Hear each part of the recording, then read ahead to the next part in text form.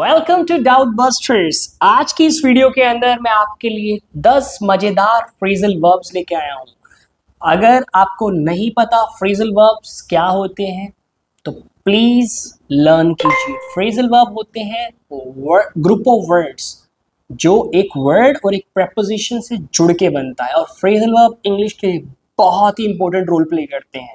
अगर आपको phrasal verb नहीं आते तो आप अपनी इंग्लिश को इम्प्रूव नहीं कर पाओगे, ना ही नेटिव स्पीकर जैसे इंग्लिश बोलने का सपना पूरा कर पाओगे। तो चलिए ये फ्रेजल वर्ब सीखते हैं ताकि आप इन फ्रेजल वर्ब्स को अपनी कॉन्वर्सेशन के अंदर यूज करो और अपनी इंग्लिश को और भी एडवांस वे में बोलो। The first one is back out. The first one is back out. Back out का मीनिंग होता है कि भैया अपने प्रॉमिस से, अपने वादे से पीछे हट जाना, बैक आउट हो जाना, बैक ऑफ नहीं, एक होता है back of. Please phrasal verb की यही खासियत है, जैसे जैसे ये प्रेपोजिशंस अलग होती रहेंगी मीनिंग बदलते रहेंगे। बैक ऑफ अलग होता है, यहाँ पे आप याद रखो बैक ऑफ मत कहना, बैक आउट कहोगे। बैक आउट का मतलब क्या होता है? अपने वादे से मुकर जाना या फिर पीछे हट जाना। एग्जाम्पल देखो, ही अग्रीड टू हेल्प, उसने हेल्प करने का वादा तो किया but backed out at the last moment. Last moment पे बैक्ड आउट यानी कि अपने वादे से मुकर गया। बैक आउट, बैक की सेकंड फॉर्म होती है बैक्ड, थर्ड फॉर्म होती है बैक्ड, तो बैक्ड आउट हो जाएगा यहाँ पे सेकंड फॉर्म। सेकंड वन है बेयर विद। अब बेयर का मीनिंग होता है बर्दाश्त करना, तो यहाँ पे बेयर विद आप कह सकते हो कि यहाँ पे बेयर विद का मीनिंग हो जाएगा पेशेंस। भाई सब्र रखो और कोऑपरेट करो। बेयर विद, अपने बहुत सारे यूट्यूबर्स को अगर आप एजुकेशनल वीडियोस देखते हैं तो वहां पे टीचर्स कभी कभी कह देते हैं students please bear with me, यानी कि स्टूडेंट्स प्लीज मेरे साथ कोऑपरेट करें, पेशेंस रखें और इसको जो भी वो पढ़ा रहे होते हैं उसको आराम से समझें। I requested students to bear with me when there was a technical error, यानी कि जब वीडियो में यानी पढ़ाते हुए जब टेक्निकल एरर हुआ तो मैंने स्टूडेंट से रिक्वेस्ट कहा कि बेयर विद मी, मेरे साथ कोऑपरेट करें। तो फर्स्ट वन हमने सीखा बैकआउट, सेकंड वन हमने क्या सीखा बेयर विद, तो बेयर के साथ विद जरूर आएगा, यही फ्रेजल वर्ब्स होते हैं। The next one is blow out. Blow out का मतलब होता है एक्सटिंग्विश। एक्सटिंग्विश का मतलब होता है बुझाना।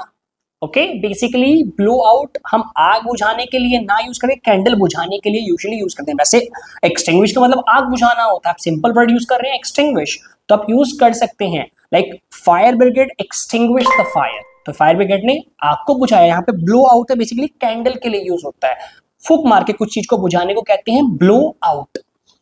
The candle blew out as the wind came in, यानी कि कोई गेट या विंडो खुला हुआ था जिसके जरिए थोड़ी सी हवा आई जिससे कैंडल बुझ गई।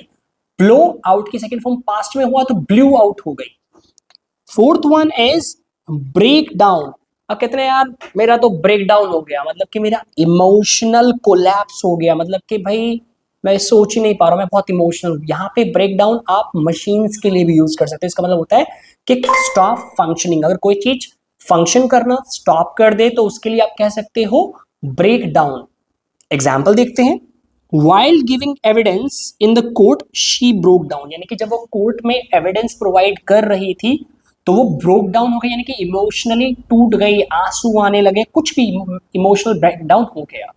ओके, ब्रेक डाउन मैंने आपको कहा कि स्टॉप फंक्शनिंग, इसका मतलब ये नहीं उसके ऑर्गन्स ने स्टॉप फंक्शन करना स्टार्ट कर दिया। ब्रेक डाउन के दो मीनिंग है, एक है इमोशनली कोलैप्स यानी कि आप इमोशनली टूट चुके हो, एक है स्टॉप फंक्शनिंग जो मशीन्स के लिए हम ज्यादातर यूज करते हैं।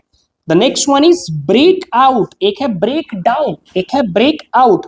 ब्रेक आउट का मतलब होता है फैलना, आग फैल गई, कोई पैंडेमिक, आपने देखा तो कोरोना वायरस फैल रहा था कोविड-19, तो उसमें आप कह सकते हो ब्रेक आउट। एग्जाम्पल देखो, मैंने यहाँ पे रिसेंट एग्जाम्पल के जरिए लिखा है, आपने हॉलीवुड में देखा होगा कैलिफोर्निया में आग, fire has broken out in various, actually यहाँ पे स्पेस है, various parts of Hollywood, Hollywood के वेरियस पार्ट्स के अंदर फायर ब्रेक आउट हो रही है, मतलब कि पास्ट में लिखा है तो ब्रोक आउट हो गई है, फैल गई है। The next one is break open. तो हमने तीन वर्ड सीखे, break down, break out and break open. The next one is break open. Break open का मतलब होता है किसी चीज को फोर्सफुली खोलना, किसी चीज को फोर्सफुली खोलना। The thief broke open, second form, the thief broke open the lock and stole my money. Thief ने जबरदस्ती फोर्सफुली लॉक को खोला और मेरे सारे पैसे चुरा के रफू चक्कर हो गया।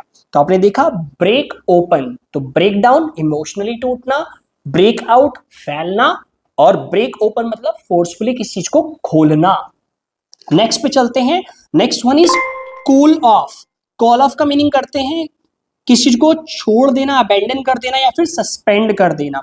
We decided to call off the strike, यानी कि फॉर एग्जाम्पल मजदूर हैं या फिर लेबरर्स हैं या फिर कोई भी है जो स्ट्राइक में बैठे हैं, उन्होंने अपनी स्ट्राइक को कॉल ऑफ कर दिया, अबेंडन कर दिया, छोड़ दिया या फिर कैंसिल। इसका एक मीनिंग और होता है कैंसिल करना। Okay, call off the meeting, I called off the meeting मतलब कि मैंने अपनी मीटिंग को कैंसिल कर दिया। द नेक्स्ट वन इज होता है कैरी ऑन। कैरी ऑन तो आपको बहुत अच्छे से पता होगा, अगर नहीं पता तो प्लीज सीख लीजिए, वर्ड बहुत कॉमनली यूज करते हैं ज्यादातर लोग। कैरी ऑन का मतलब होता है कंटिन्यू करना, लगे रहो भाई, carry on. Example, now it is difficult to carry on this business after the pandemic. Pandemic के बाद इस बिजनेस को कैरी ऑन करना मुश्किल हो गया, यानी कंटिन्यू करना मुश्किल हो गया है। The next one is come across. Come across का मतलब होता है मीट बाय चांस। आप कहीं जा रहे हो, आपको कोई भी बाय चांस मिल गया, आपका पुराना फ्रेंड या फिर कोई भी चीज, तो उसके लिए हम कहते हैं कम अक्रॉस। कम की सेकंड फॉर्म हो जाएगी केम, थर्ड फॉर्म हो जाएगी कम। By meet by chance, I came across my old friend in the market, यानी कि मैं मार्केट में था तो मैं बाय चांस अपने पुराने दोस्त से मिला। कब मिला? यस्टरडे मिला। Okay, the last one is come by. Come by मतलब होता है गेट, मतलब कोई चीज मिलनी। कहते हैं अरे यार तुम्हें ये कैसे मिला, how did you come by it. Okay, come by. Example देखो, how have you come by such a precious diamond. आप अपने फ्रेंड से पूछ रहे तुम्हें ये डायमंड कैसे मिला। आप इंग्लिश में इसे दूसरे वे में ये भी कहते होगे, how did you get this diamond.